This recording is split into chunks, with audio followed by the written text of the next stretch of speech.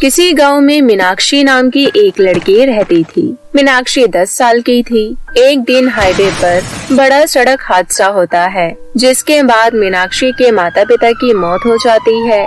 मीनाक्षी अपने माँ पापा को आखिरी बार देख भी नहीं पाती है, लेकिन पड़ोस में रहने वाले लोग उसे सारी बातें बता देते हैं।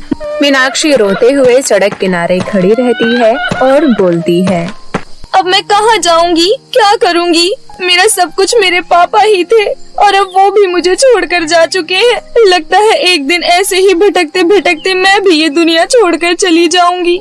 मीनाक्षी को इस तरह रोते हुए राजीव नाम का एक आदमी देख लेता है। राजीव मीनाक्षी के पास जाता है और बोलता है, बेटा क्या हुआ, तुम रो क्यों रही हो? राजीव के पूछने पर मीनाक्षी उसे सारी बात बता देती है। राजीव को मीनाक्षी पर बहुत तरस आता है और वो उसे अपने साथ अपने घर ले जाता है। मीनाक्षी को देख राजीव की बीवी मीनू हैरान रह जाती है और राजीव से कहती है, राजीव जी जरा कमरे में आइए, मुझे आपसे कुछ बात करनी है। मीनू राजीव को कमरे में ले जाती है और बोलती है, ये आप किस गरीब को उठा लाए? मीनू, इसके मम्मी पापा नहीं है, इसलिए ये सड़क किनारे रो रही थी। फिर मैंने सोचा हमारे भी तो कोई बच्चे नहीं हैं, इसलिए मैं इसे ले आया। आज से तुम इसे अपनी बच्ची की तरह ही प्यार करना। ये क्या कह रहे हैं आप? मैं किसी और के बच्चे को अपने बच्चे की तरह कैसे प्यार कर सकती हूँ? आपका दिमाग खराब हो गया है क्या? ना जाने क्यों ऐसी बहकी बहकी बातें कर रहे हो। मीनू जरा ध्यान से सोचो, उसे मम्मी पापा की कमी है और हमें एक बच्चे की, तो फिर इसे अपनी बेटी मानने में क्या हर्ज है? इस बारे में अब हम कभी कोई बात नहीं करेंगे। ये लड़की हमारे साथ हमारे घर में ही रहेगी। और हाँ, मुझे बिजनेस के काम से 2 दिन बाद 4 महीने के लिए राजस्थान जाना है, इसलिए तुम मीनाक्षी का अच्छे से ख्याल रखना।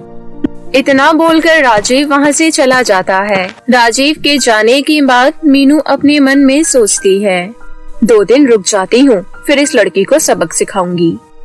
इस तरह 2 दिन तक मीनू मीनाक्षी का अच्छे से ख्याल रखती है। राजीव के जाने के बाद मीनू मीनाक्षी को अपने असली रंग दिखा देती है। मीनू मीनाक्षी को सही से खाने के लिए भी नहीं देती थी और उसके घर का सारा काम करवाती थी। मीनाक्षी बहुत ही अच्छी और दयालु लड़की थी, इसलिए वो सारा काम हंसी खुशी चुपचाप कर देती थी और कभी भी मीनू को कुछ नहीं कहती थी। एक दिन की बात है, मीनू मीनाक्षी को बुलाती है, मीनाक्षी, ओ मीनाक्षी।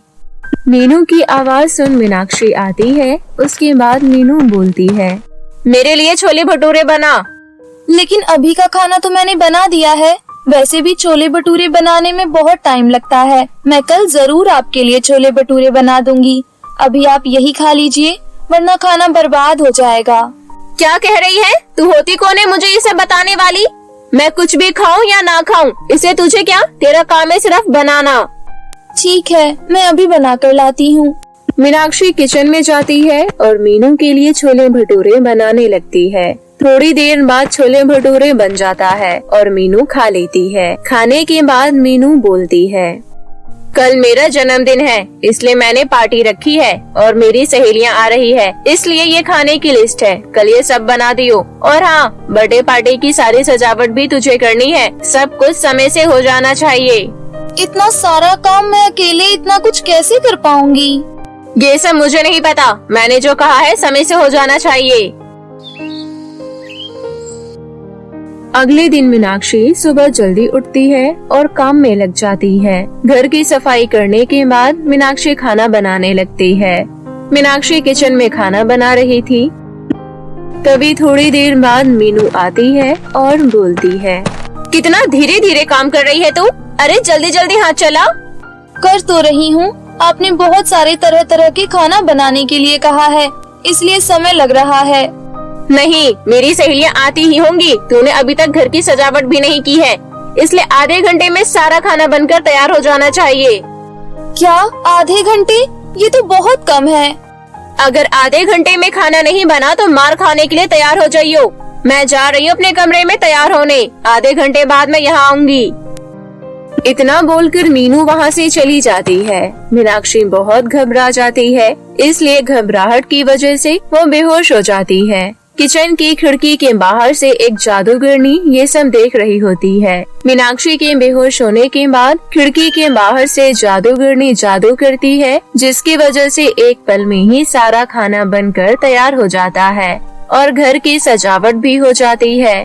तभी थोड़ी देर बाद मीनाक्षी की आंखें खुलती है और वो ये सब देखकर हैरान रह जाती है। अरे ये सब किसने किया? इतनी जल्दी इतना सारा खाना बनकर तैयार हो गया और घर की सजावट भी हो रखी है, पर मैंने तो ये सब नहीं किया है। तभी मीनू वहाँ पर आती है और बोलती है, अरे वाह, इतनी जल्दी सारा काम कर लिया तूने। हाँ, आपने कहा था ना जल्दी करने के लिए, इसलिए मैंने बहुत जल्दी हाथ चलाया। तभी मीनू की सहेलियाँ आ जाती है और मीनू अपनी सहेलियों के पास चली जाती है। मीनू के जाने के बाद मीनाक्षी सोचने लगती है कि आखिर ये सब हुआ कैसे। मीनू अपनी सहेलियों से बातें कर रही थी, लेकिन उसके दिमाग में बार बार यही बात आ रही थी कि आखिर इतनी जल्दी मीनाक्षी इतना सारा काम कैसे कर सकती है। थोड़ी देर बाद मीनू की बर्थडे पार्टी शुरू हो जाती है और सब बहुत मस्ती करते हैं। कुछ घंटों बाद बर्थडे पार्टी खत्म हो जाती है और सभी अपने अपने घर चले जाते हैं। अगले दिन मीनू मीनाक्षी को अपने साथ एक पहाड़ के पास लेकर जाती है और बोलती है, मीनाक्षी, तू देख रही है ना इस पहाड़ पर कितनी गंदगी फैली है। लोग यहाँ पर घूमने आते हैं और कूड़ा कचरा फैलाकर चले जाते हैं। कल तूने बहुत जल्दी सारा काम कर लिया था ना, इसलिए 15 मिनट में ये पूरा पहाड़ साफ करके दिखा। लेकिन ये पूरा पहाड़ 15 मिनट में कैसे साफ हो सकता है? इसे साफ करने में तो ना जाने कितने महीने लग जाएंगे। कल भी तो तूने 15 मिनट में इतना सारा खाना भी बना लिया था और घर की सजावट भी कर ली थी। वो भी तो इतने कम समय में नहीं हो सकता था, लेकिन तूने किया ना। मुझे तुझ पर पूरा विश्वास है, तू ये भी कर लेगी। मैं भी घर जाती हूँ, 15 मिनट बाद फिर से आऊंगी। और हाँ, अगर तूने ऐसा नहीं किया तो मैं तुझे अपने घर में फिर से नहीं आने दूंगी। मीनाक्षी अच्छे से जानती थी कि वो 15 मिनट में ये पहाड़ साफ नहीं कर सकती है, लेकिन मीनू की धमकी की वजह से वो बहुत परेशान होती है और रोने लगती है। तभी वहाँ पर वही जादूगरनी आ जाती है जिसने मीनाक्षी की मदद की थी।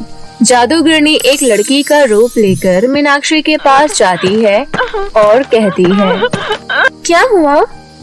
मीनाक्षी उसे सारी बातें बता देती है। मीनाक्षी की बात सुनने के बाद वो बोलती है, अच्छा, तो इतनी सी बात की वजह से तुम रो रही थी। अब तुम यहाँ से जाओ, तुम्हें घबराने की कोई जरूरत नहीं है।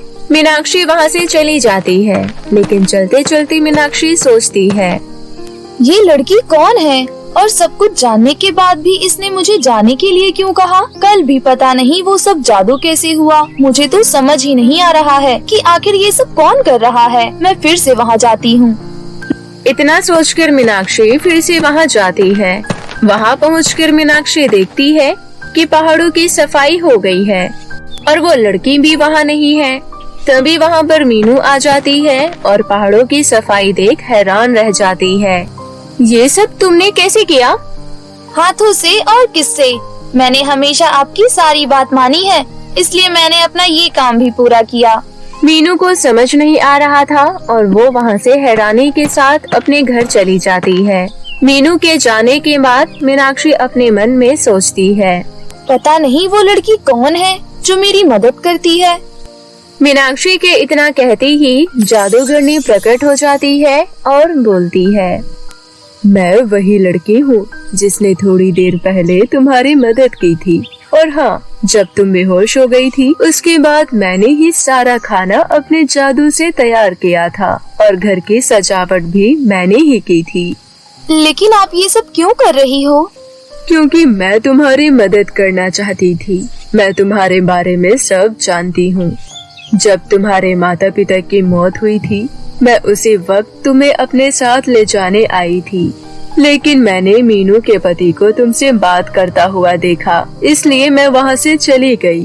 उस दिन के बाद से मैं तुम पर नजर रखती थी कि तभी मुझे पता चला कि मीनू तुम पर बहुत अत्याचार करती है, इसलिए मैंने सोच लिया कि अब से मैं तुम्हारी मदद किया करूँगी। जादूगरनी की ये बात सुनकर मीनाक्षी खुश हो जाती है और उसका धन्यवाद करती है।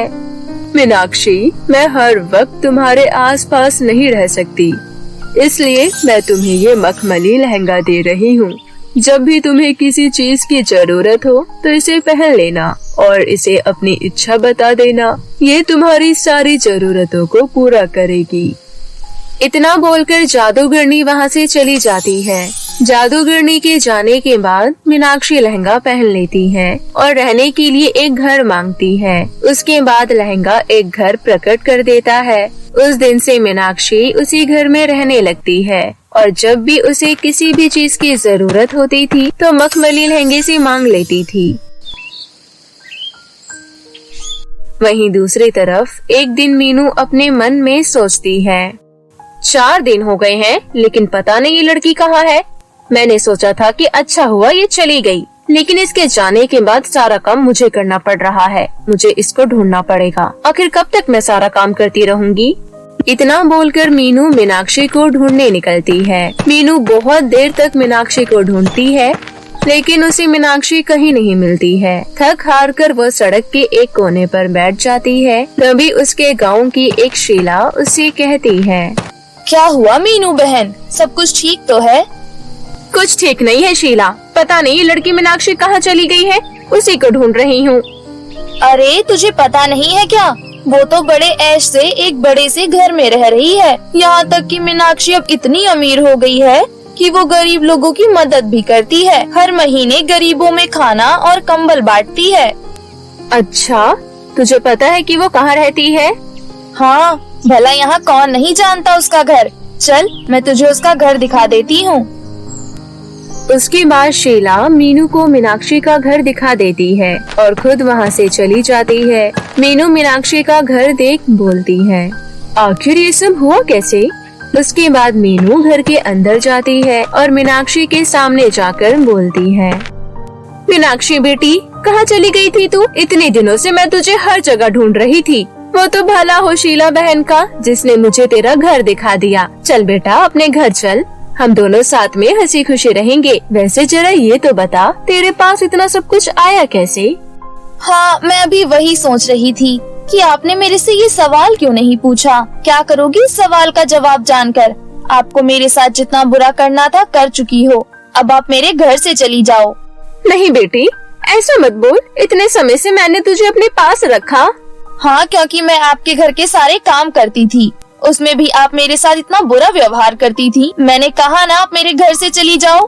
तभी मीनू की नजर उस मखमल लहंगे पर जाती है और वो अपने मन में सोचती है, इतना सुंदर लहंगा इसके पास कैसे आया?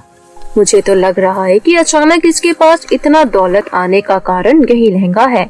एक काम करती हूँ, जाते जाते ये लहंगा चोरी करके जाती हूँ।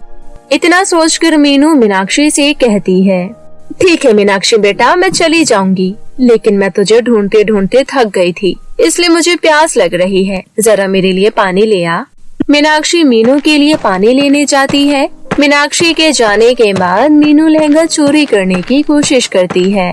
मीनू जैसे ही लहंगे में हाथ लगाती है, उसे जोर से बिजली का झटका लगता है। मीनू बहुत डर जाती है और तुरंत वहाँ से भागकर अपने घर चली जाती है। उस दिन के बाद से मीनू कभी मीनाक्षी के घर नहीं आती है और यहाँ मीनाक्षी जादुई मखमली लहंगे के साथ अपना हंसी खुशी जीवन व्यतीत कर रही थी।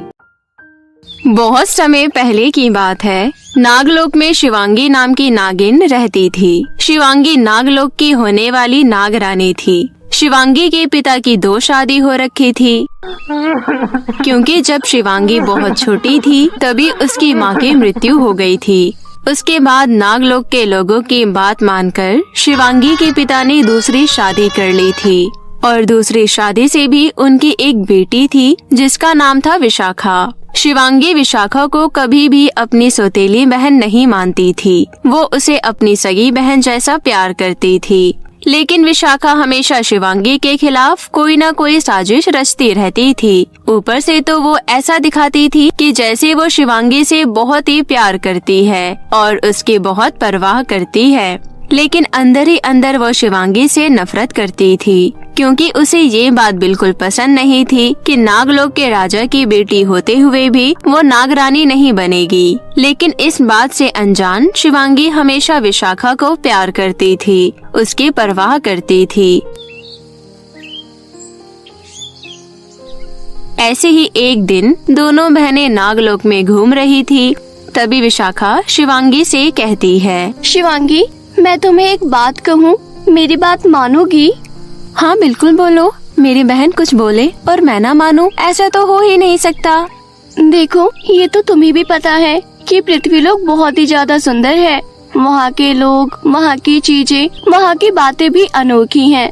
मैं अपने इस नागलोक में घूम घूम कर परेशान हो गई हूँ और यहाँ से ऊब भी गई हूँ। अगर तुम कहो तो हम दोनों कल पृथ्वीलोक चलते हैं। ये तुम कैसी बातें कर रही हो विशाखा? पिताश्री ने कहा था ना कि हम बिना उनकी इजाजत के पृथ्वीलोक ना जाए। अरे तुम पिताश्री की चिंता मत करो, वैसे भी वो ध्यान में मग्न है।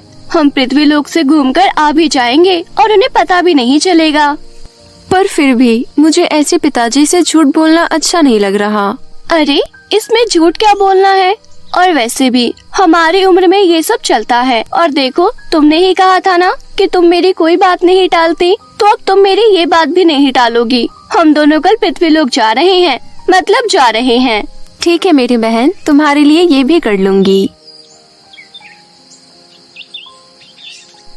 फिर अगले दिन शिवांगी विशाखा की बात मानकर पृथ्वीलोक पर चली जाती है। वो दोनों पृथ्वीलोक की सड़कें, दुकान, मकान, घर, अलग अलग तरह के लोग और उनका व्यवहार, ये सब देखकर हैरान हो रहे होते हैं कि तभी विशाखा कहती है, मैंने कहा था ना शिवांगी, पृथ्वीलोक बहुत ही ज्यादा सुंदर है। देखो तो यहाँ की लाइटें, यहाँ के सुंदर सुंदर दुकानें, इतने प्यारे लोग।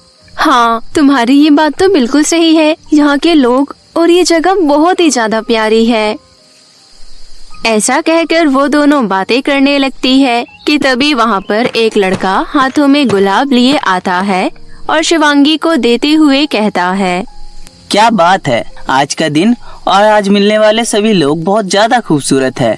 ये गुलाब जैसी खूबसूरत लड़की के लिए। तुम हो कौन और मुझे ये गुलाब क्यों दे रहे हो?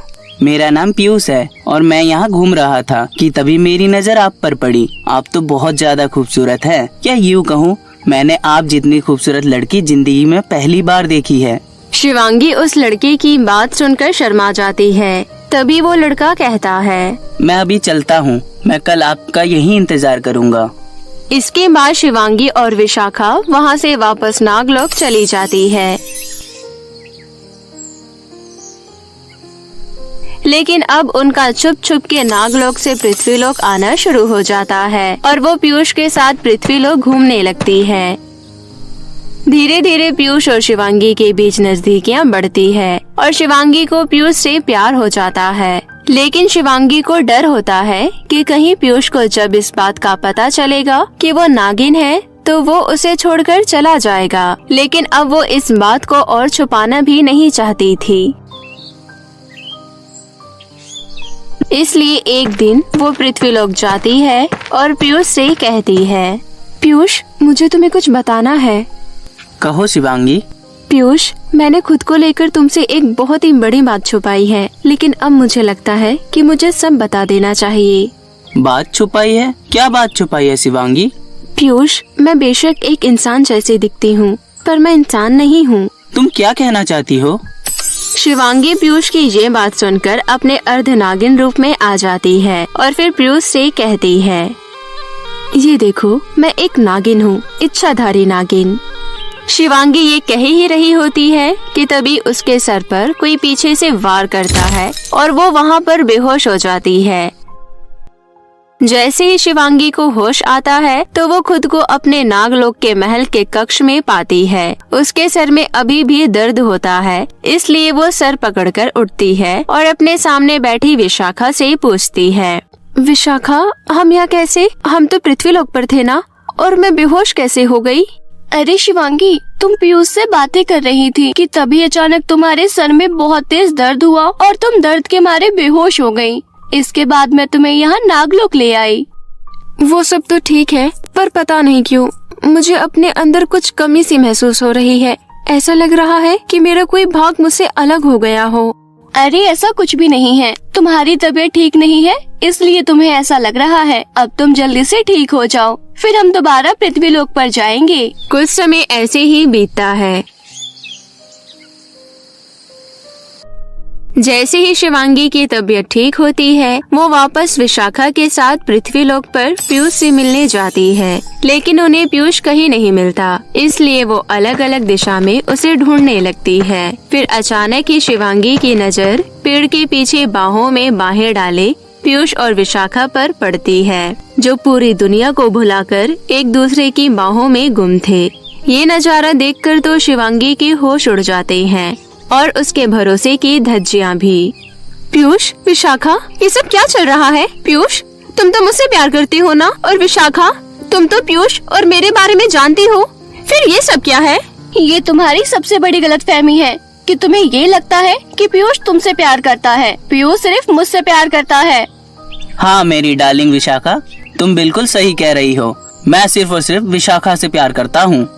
तुम लोगों ने मेरे साथ धोखा किया है। नागलोक की होने वाली नागरानी के साथ तुम्हें इसकी सजा मिलकर रहेगी। ऐसा कहकर शिवांगी दोनों को डस लेती है, लेकिन शिवांगी के डसने का ना तो पीयूष पर कोई असर होता है और ना ही विशाखा पर। ये देखकर शिवांगी हैरान रह जाती है। ऐसा कैसे हो सकता है? मेरा जहर पूरे नागलोक में सबसे विषैला जहर है। मेरे जहर की एक बूंद से बड़े नाग नागिन तक मर जाते हैं, लेकिन तुम दोनों को कुछ नहीं हुआ। ऐसा कैसे हो सकता है? विशाखा हंसते हुए कहती है। हाँ माना तुम्हारा जहर पूरे नागलोक में सबसे विषैला है, लेकिन तुम्हारे डसने से हमें तभी तो कुछ होगा जब तुम्हारे शरीर में जहर होगा। तुम्हारे शरीर में जहर की एक बूंद तक नहीं है। ऐसा नहीं हो सकता। ऐसा ही है।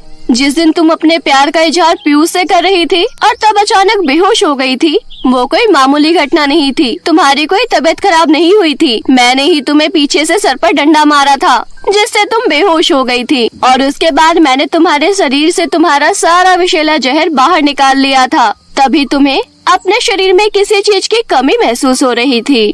मैं शायद इस दुनिया में सबसे बदकिस्मत इंसान हूँ। लोगों को तो किसी एक इंसान से धोखा मिलता है, लेकिन यहाँ तो मेरे प्यार ने भी मुझे धोखा दिया और मेरी बहन ने भी। लेकिन तुम लोगों ने ऐसा क्यों किया? आखिर क्यों? मैं बताता हूँ। देखो शिवांगी, मैं विशाखा से बहुत ज्यादा प्यार करता हूँ और वो भी मुझसे बहुत ज्यादा प्यार करती है, और ये सब तुम्हारे मिलने से बहुत पहले की बात है। तुम्हारा यहाँ आना, मुझसे प्यार करना, मुझसे बातें करना, ये सब मेरे और विशाखा का प्लान का हिस्सा है। हम लोग जानते हैं कि तुम नागरानी बनने वाली हो, और तुम्हारे जहर में जो शक्तियाँ है वो किसी भी नाग नागिन के जहर में नहीं है। तुम्हारा जहर मुझे नाग बनाने की शक्ति दे सकता है, इसलिए हमने ये सब प्लान बनाया। और अब मैं भी तुम्हारी तरह एक नाग हूँ और मैं आसानी से नागलोक जा सकता हूँ। अब तुम्हारा सारा विषैला जहर मेरे अंदर है। अब मैं और विशाखा पूरे नागलोक पर राज करेंगे और हमें कोई भी नहीं रोक सकता, और यहाँ तक कि तुम्हारे पिताजी भी नहीं। ऐसा कहकर पीयूष और विशाखा दोनों ही हंसने लगते हैं। पीयूष की ये बात सुनकर शिवांगी के तो मानो होश उड़ जाते हैं। उसने कभी भी इस चीज की उम्मीद तो नहीं की थी कि उसकी बहन उसके साथ इतना बड़ा धोखा करेगी। वो खुद तो अंदर से पूरी तरह से टूट चुकी थी, लेकिन वो अब अपने नागलोक को बर्बाद होते हुए नहीं देख सकती थी। इसलिए वो उठती है और नागलोक जा रहे विशाखा और पीयूष को रोकते हुए कहती है, विशाखा, मेरी बहन, अगर तुमने एक बार मुझे अपने प्यार के बारे में बताया होता तो मैं तुम दोनों को मिलाने के लिए जमीन आसमान एक कर देती। और अगर तुम्हें नागलोक की नागरानी बनना था तो तुम मुझे वो भी बता देती। मैं वो सिंहासन भी तुम्हारे लिए छोड़ देती। मुझे सिर्फ मेरे अपने चाहिए, इसके अलावा कुछ नहीं। लेकिन तुमने तो मुझे धोखा देने का रास्ता चुना। तुम दोनों ने खेल तो बहुत अच्छा रचा था,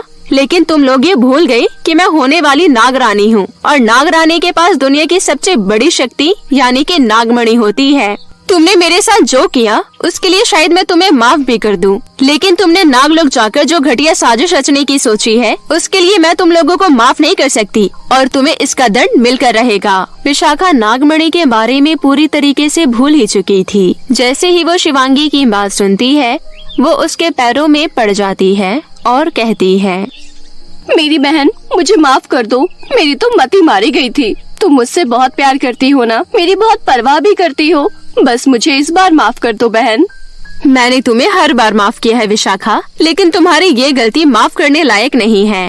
इसके बाद शिवांगी नागमणि की मदद से विशाखा और पीयूष पर वार करती है और उन दोनों के प्राण पखेरु उड़ जाते हैं। इसके बाद शिवांगी नागमणि की मदद से ही पीयूष के शरीर से अपना सारा जहर अपने शरीर में ले आती है और उसके बाद लोगों पर आंखें बंद करके विश्वास करना छोड़ देती है और अपने विवेक का इस्तेमाल करके आगे जाकर नागरानी बनती है और नागलोक का कल्याण करती है।